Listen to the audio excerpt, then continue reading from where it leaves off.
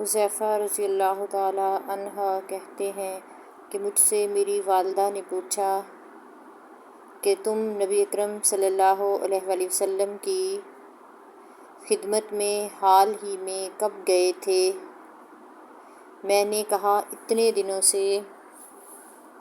تو وہ مجھ پر خفا ہوئیں۔ میں نے کہا اب مجھے نبی اکرم صلی اللہ علیہ وآلہ وسلم کے پاس جانے دیجیے، میں آپ کے ساتھ نماز مغرب پڑھوں گا اور آپ سے میں اپنے اور آپ کے لیے دعائے مغفرت کی درخواست کروں گا۔ چنانچہ میں نبی اکرم صلی اللہ علیہ وآلہ وسلم کے پاس آیا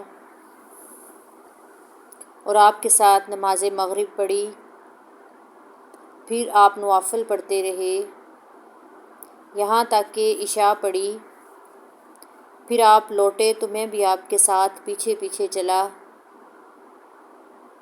آپ نے میری آواز سنی تو فرمایا کون ہو حذیفہ؟ میں نے عرض کیا جی ہاں حذیفہ ہوں۔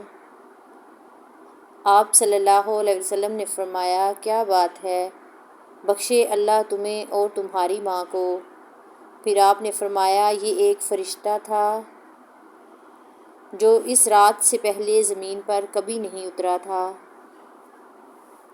اس نے اپنے رب سے مجھے سلام کرنے اور یہ بشارت دینے کی اجازت مانگی کہ فاطمہ جنتی عورتوں کی سردار ہیں اور حسن و حسین علیہ السلام جنت کے نوجوانوں کے سردار ہیں۔